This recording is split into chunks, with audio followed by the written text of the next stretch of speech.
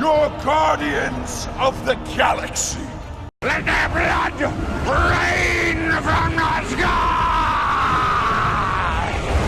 Hands up all those who think cinema needs another CGI-infested, overwritten, quippy franchise based on a decades-old IP where the villain doesn't really pose a threat so much as it is something to be quipped at after several vaguely entertaining CGI-infested, quippy action sequences. Well, good news, because Dungeons & Dragons Honor Among Thieves is there for you, and just you. Because I think there are quite enough CGI-infested, overwritten, quippy franchises based on a decades-old IP where the villain doesn't really pose a threat to, so much as is something to be quipped at, after several vaguely entertaining CGI-infested, quippy action sequences, but that's just me. For those unaware, Dungeons & Dragons is a way to summon Satan so that you can pledge your allegiance to him for reasons known only between you and the Prince of Darkness, all the while masquerading as a tabletop role-playing game. Now, obviously, this is not the first D&D, as the cool kids call it, film. There was a film, Mazes and Monsters, Not Really Worth It, released in 1982, which is notable only for being Tom Hanks' first leading role. Then there was the 2000 film, which was awful in the best possible way. Let their blood rain from the sky! Made for TV. And now we have Dungeons & Dragons Honor Among Thieves.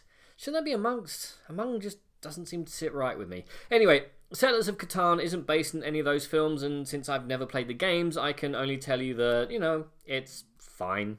It's not great, it's not awful, it's entertaining, and then it went away. It's a perfectly functional product starring perfectly functional actors, led by the most wooden of all the Chris's, Chris Pine. Get it? Wooden? Pine? I'll get my coat. Now, you would think from the adverts that it was a Guardians of the Galaxy style film about a group of losers teaming up to stop a big bad who they accidentally gave some sort of world-ending MacGuffin to a big bad that they then have to stop, and Hugh Grant is there for some reason. Instead, what you've got is a Guardians of the Galaxy style film about a group of losers teaming up to stop Hugh Grant from running on with Pine's daughter, and a big bad who they accidentally gave some sort of world-ending MacGuffin to is there for some reason. Yeah, that's one of the film's main issues, insofar as perfectly functional products have issues. Look, the closest I've ever gotten to playing Dungeons & Dragons is watching Stranger Things. I have no idea of the lore or characters of different classes. I get the feeling that there are a lot of nods to that sort of thing because of the reaction of my audience to certain words and phrases. Mostly, I was just confused. Because the action was fine. The CGI was fine. The cast was fine. There was too much of the terrible overwritten dialogue that infests so many modern blockbusters these days, where the scriptwriters either have one eye of going to work in the MCU or have recently left it. No, instead I was wondering how you can set up at great length, flashback length, that in this world there is a group of evil wizards who have a MacGuffin that can create a red mist which turns everyone into zombies and have them feel so pointless. I could have removed them completely from the plot and nothing would have changed, bar the third act CGI punch-up to wrap this whole thing up, but surely there's an orc or something that could have been used as a henchman. Because I like the film's actual main plot, where Pine has to try to save his daughter from Hugh Grant, still playing the slightly creepy villain from Paddington 2, Paddington Harder, The Gentleman, A Very British Scandal, a con man who spent years pouring poison into his daughter's ears, turning her against him, at the same time ruling over the land of Far, Far Away, which he became lord of via plot. I forget why. You try remembering this thing. I just feel that you might want to have the zombie plague group of fashion disasters for a sequel after hinting at them in this field where we're getting used to this world, or have them be the main focus. Either or.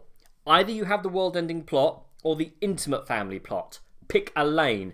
I mean, the middle of the film, where our leads chase after various helmets and medallions of Izzy Wizzy Let's Get Busy because no one in this world can think of anything better to do than enchant every random thing they see, seems pretty indifferent to which plot thread it's helping to wrap up. It's got some good scenes and funny moments, but the one I'm going to remember the longest is pretty much a rip-off from one of the best scenes from Hellboy, 2004. The 2019 one had no good scenes. So yeah, Settlers of Catan, Paramount really needs a new franchise, is a good, fun, functional franchise over, which just needs to remove a world-ending threat in favour of getting rid of Hugh Grant. Just don't expect to remember it in the morning. So if nothing else is on, check this out. Otherwise, just don't bother. But what do you guys think, and what do you make of Dungeons & Dragons, the franchise, the game? Comment below, let me know. I'm Daniel, it's been a donkey. If you enjoyed this video, please like, share, and subscribe.